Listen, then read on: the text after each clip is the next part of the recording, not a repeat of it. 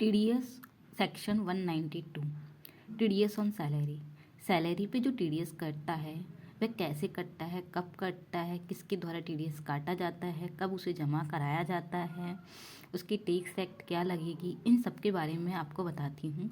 Hello friends, मैं CA ज्योति अग्रवाल आपको section 192 TDS on salary के बारे में बताती हूँ। सेक्शन 192 के बारे में बताने से पहले फ्रेंड्स मैं आपको बताती हूँ कि एम्प्लॉय किस तरह से काम करता है और उस पर कौन सा सेक्शन 192 एप्लीकेबल होगा या फिर दूसरे सेक्शन एप्लीकेबल होंगे। अगर एम्प्लॉयज़ जो भी काम कर रहा है वो पेरोल बेसिस पे काम कर रहा है ना, मतलब उसका टर्म डिसाइड नहीं, वो पेरोल बेसिस पे काम कर रहा है तो कवर अंडर सेक्शन 92 में होगा और उस पर स्लैब रेट लगेगी। वो कैसे लगेगी वो मैं आपको आगे बताती हूँ।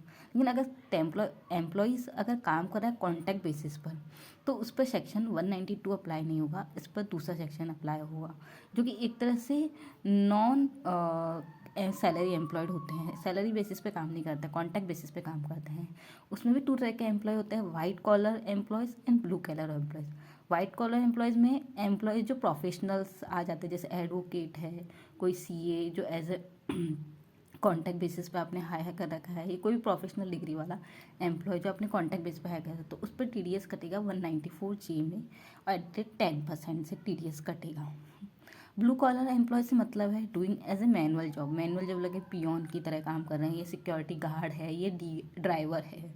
अगर वो है और कॉन्टैक्ट बेसिस पे काम कर रहे हैं तो सेक्शन 194 के अंतर्गत कवर होगा और 1% टैक्स लगेगा, टीडीएस कटेगा।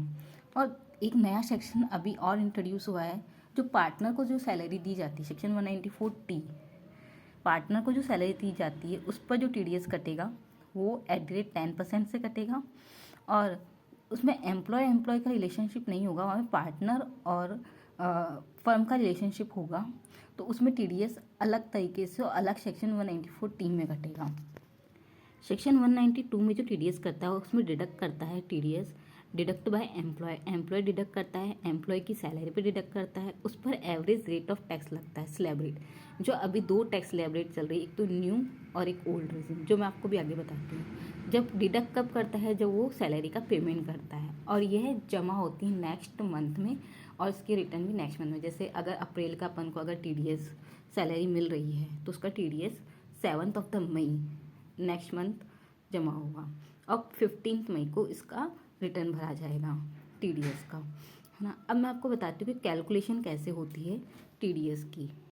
टैक्स कैलकुलेशन सैलरी, अपन 15 लाख की सैलरी का एग्जांपल लेते हैं as per new regime and old regime. अपन ओवरऑल देखा जाए तो ओल्ड रिजिम में टैक्स बन रहा है अपना 2,57,400 और न्यू रिजिम में बन रहा है 1,30,000, है ना।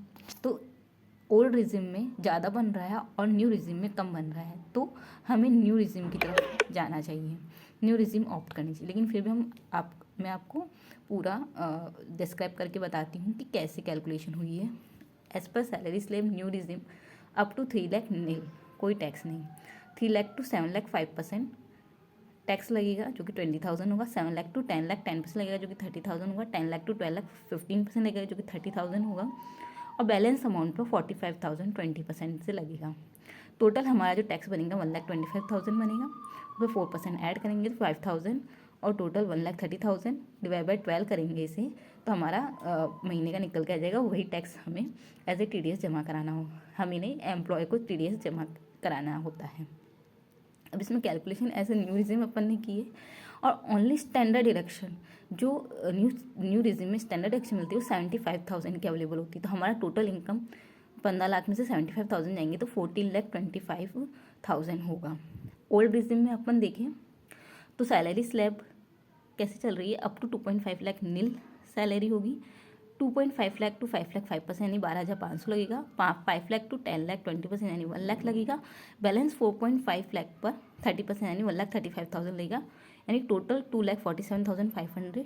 उस पर ऐड होगा 4% तो 9,900 सेस लगेगा, तो टोटल हमारा टैक्स हो जाएगा 2,57,400। इसको डिवाइड बाई 12 करेंगे तो महीने की टीडीएस निकल के आ जाएगा, वही हमारा जमा होता है। स्टैंडर्ड डिडक्शन जो कि ओल्ड रेज में मिलती है 50,000 मिलती है, तो हमारी टोटल इनकम 15 लाख में से 50,000 जाएगा तो 14,50,000 हो जाएगी। अब इनमें न्यू रिजिम में इन्वेस्टमेंट जो हम ETC या NPS या मेडिकल में करते हैं वो नहीं मिलती है, लेकिन ओल्ड रिजिम में मिलती है। तो उसे 1.5 लाख ETC में मिलती है, 50,000 NPS में मिलती है, मेडिकल में 50,000 मिलती है। तो टोटल 2 लाख की डिडक्शन मिलेगी। तो हमारा फिर भी टोटल टैक्स 1,87,200 ही होगा। HRA की डिडक्शन भी ले लें तो भी 2 लाख की लेते हैं अपन, तो भी हमारा टैक्स 1,32,600 बनेगा। तो एज पर देखा जाए तो टैक्स ओल्ड रिजिम में ही ज़्यादा बन रहा है बजाय कि न्यू रिजिम के। तो हमें न्यू रिजिम को ऑप्ट करना चाहिए और बेटर प्लानिंग के साथ टैक्स की सेविंग करनी चाहिए। आपको मेरा ये वीडियो अच्छा लगा हो तो लाइक, शेयर एंड सब्सक्राइब करें और कमेंट भी करें मुझे।